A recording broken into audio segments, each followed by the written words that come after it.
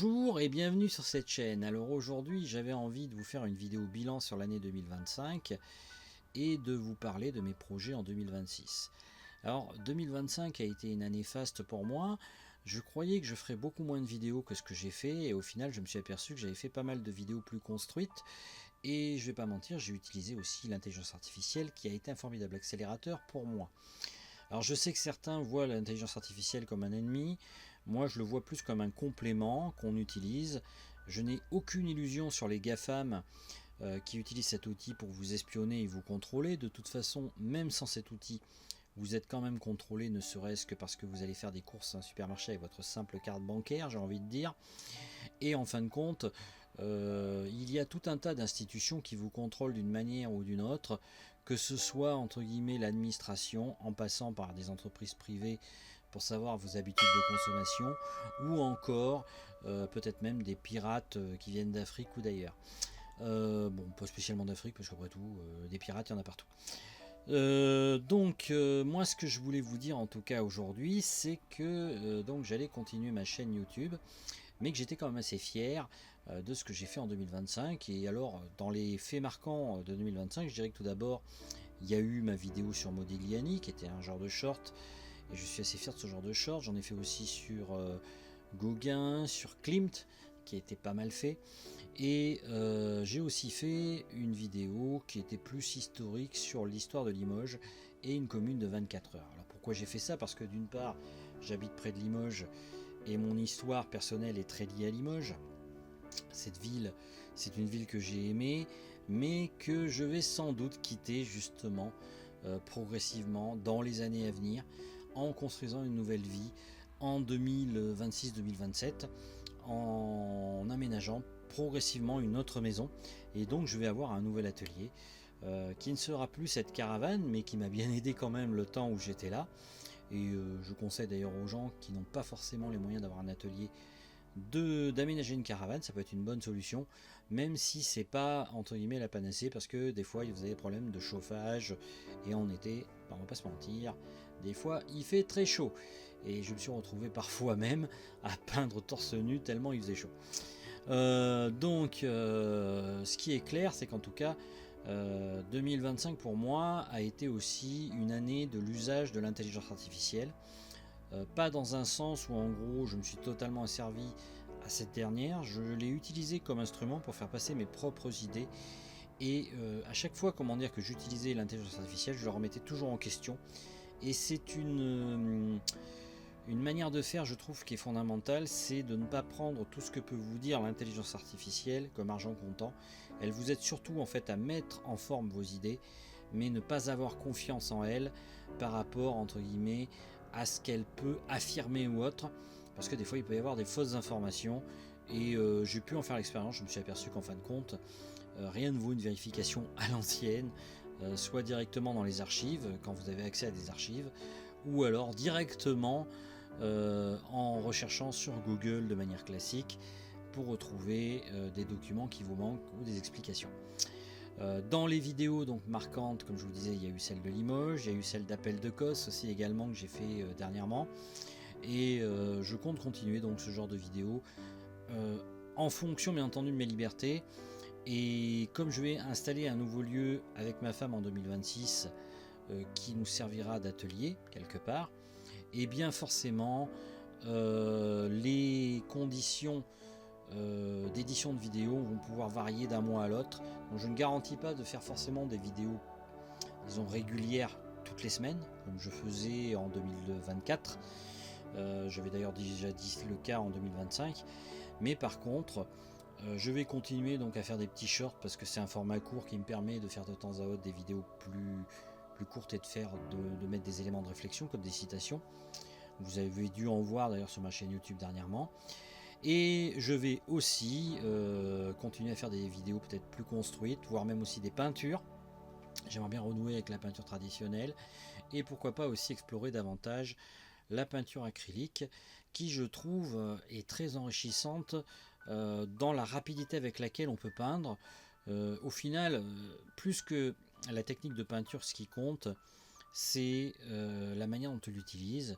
Et j'ai envie de dire qu'en fait, chaque artiste crée ses propres règles. Il y en a beaucoup qui vous diront par exemple qu'il faut respecter les règles de l'art.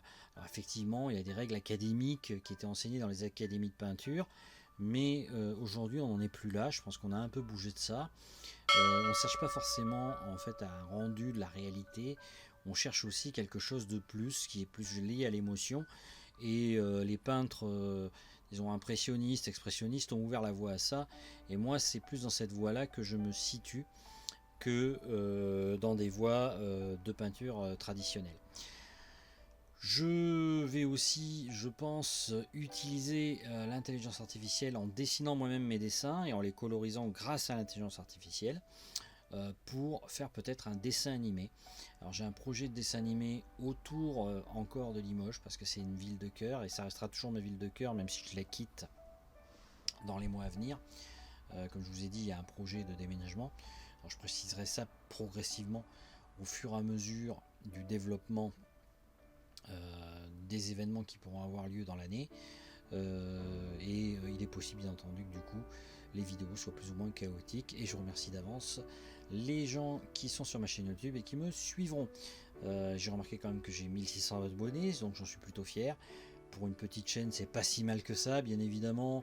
On aimerait avoir 50 000 abonnés, mais je ne peux pas me permettre de toute façon de publier un certain nombre de vidéos soutenues et je ne suis pas un pro entre guillemets de YouTube. Je fais ça moi avec mes petits bras, on a envie de dire, et j'ai pas envie de tomber dans une productivité intense juste pour entre guillemets avoir de l'audience. Alors oui, je ne dis pas que je flatte pas l'algorithme de temps à autre, que ça m'arrive pas d'utiliser des référencements SEO quand c'est possible, mais fondamentalement moi cette chaîne elle est faite pour rendre compte de mon activité de peintre, et puis aussi de faire des réflexions philosophiques par rapport à ce qu'est l'art. Comme je vous avais dit, moi l'art pour moi c'est quelque chose de très intime, c'est quelque chose qui est lié à vous, qui en fait vous aide à trouver votre place quelque part dans l'univers. D'ailleurs j'ai fait une petite citation il y a quelques jours là-dessus, où justement je soulignais cet élément, où en fin de compte l'art c'est une manière d'essayer de comprendre le monde dans lequel on évolue et une manière d'y trouver sa place. Et voilà, moi c'est l'expression que j'ai choisie pour essayer de trouver ma place.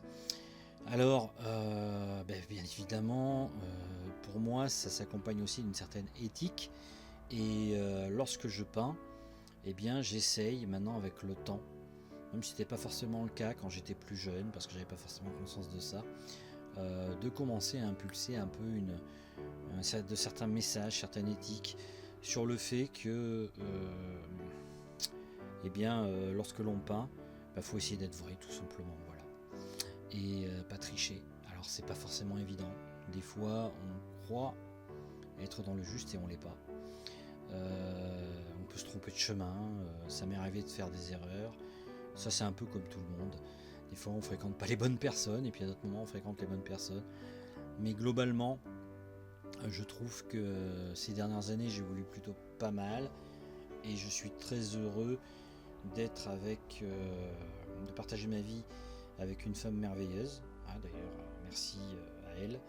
Et aussi d'avoir créé la plus belle des choses, un enfant, qui pour moi est la chose la plus belle qu'on peut faire. Parce qu'en fin de compte, la création, oui, ça peut passer par la peinture, mais c'est aussi aider à grandir des enfants. Et de par mon métier, justement, je m'aperçois que c'est la chose la plus belle qu'on peut faire et que je plains les gens qui sont toujours en fait à cracher leur fiel sur les autres, à vouloir détruire les autres.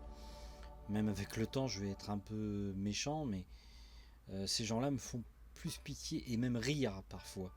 Je vais pas dire là où je vais de temps en temps, mais je vais des fois sur des sites où je vois des réactions des gens qui ont l'air de croire qu'ils sont des grands poètes, des grandes personnes importantes. Moi, je n'ai pas la sensation d'être une personne importante.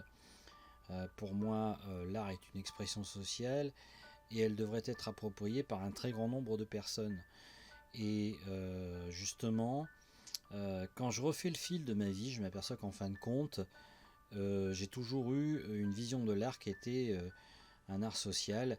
Et je me rappelle même il y a quelques années, j'avais tenté de créer une association avec d'autres personnes qu'on avait appelée Arsos, parce que justement, eh bien, je me voyais plus dans l'idée d'exprimer entre guillemets ma condition personnelle et de parler en mon nom sans forcément entre guillemets vouloir convaincre les autres, mais plus en gros dire eh bien tout le monde a le droit à l'expression artistique quel qu'il soit et tout le monde peut se l'approprier, mais ça ne veut pas dire aussi forcément vouloir écraser les autres et les détruire.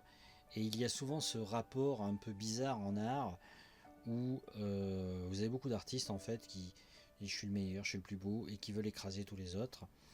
Et pour moi c'est pas ça l'art. Pour moi, même si effectivement il y a eu des grands artistes qui ont voulu faire comme ça, je trouve que leur approche était un peu nulle, parce qu'en fin de compte, ce qui compte, c'est les émotions que vous transmettez. C'est est-ce que vous faites avancer quelque part l'humanité, est-ce que vous participez de cette progression à rendre les hommes meilleurs. Et j'espère, même si je pense que l'époque nous fait penser tout le contraire, que on va vers un meilleur et que l'être humain avec le temps finira par évoluer vers quelque chose de plus, disons, vertueux et de plus, disons, grandiose. Alors bon, je sais, j'ergote beaucoup là, mais j'aimerais bien que, en tout cas, on arrive à sortir de toute cette logique de destruction, de guerre, et que la créativité soit quelque chose qui élève le genre humain vers quelque chose de plus haut que vers la domination. Et effectivement, force est de constater que souvent, l'art, bien c'est un instrument de domination. Et si j'ai pris justement l'exemple d'Appel de Cos, c'est parce que quelque part c'est un des premiers peintres qui a servi donc à un état fort incarné par Alexandre le Grand, et qui aussi a marqué cette forme de domination. Et je trouve que justement, eh bien, l'art n'est pas neutre. Et je pense d'ailleurs que dans les semaines à venir, vous verrez sans doute une vidéo où je développe mon idée sur le fait que l'art n'est pas neutre et qu'il comporte toujours un message qui n'est pas forcément bénéfique pour ceux qui l'écoutent ou qui ne savent pas décrypter le pourquoi du comment, et pourquoi en fait on vous avance telle ou telle idée en matière artistique. Il y a toujours un but caché qui est fait pour servir par exemple certaines élites. Voilà, fin de citation on va dire. J'espère pas avoir fait une vidéo très décousue, même si elle est forcément, vu que je l'ai tournée d'un seul tenant sans montage. Sur ce, j'ai sans doute oublié des choses que je voulais évoquer. Donc pour 2026, je vais faire, pour récapituler, plein de portraits. Faire peut-être un projet de dessin animé si je peux, mais qui s'étalera plus à mon avis sur 2027. Et également faire toute une forme de peinture. Alors peut-être aussi des peintures, j'aimerais bien faire des peintures plus érotiques, ça me plairait. J'ai envie de faire des choses un peu plus, disons, empreintes d'un certain érotisme, mais pas de vulgarité, comme on peut le voir aujourd'hui sur internet. L'idée c'est la sensualité, mettre en avant une idée de la sensualité et de quelque chose qui a attrait plus à l'érotisme qu'à la vulgarité. Voilà. Fin de citation pour aujourd'hui. Je vous dis à bientôt dans une autre vidéo. À ciao!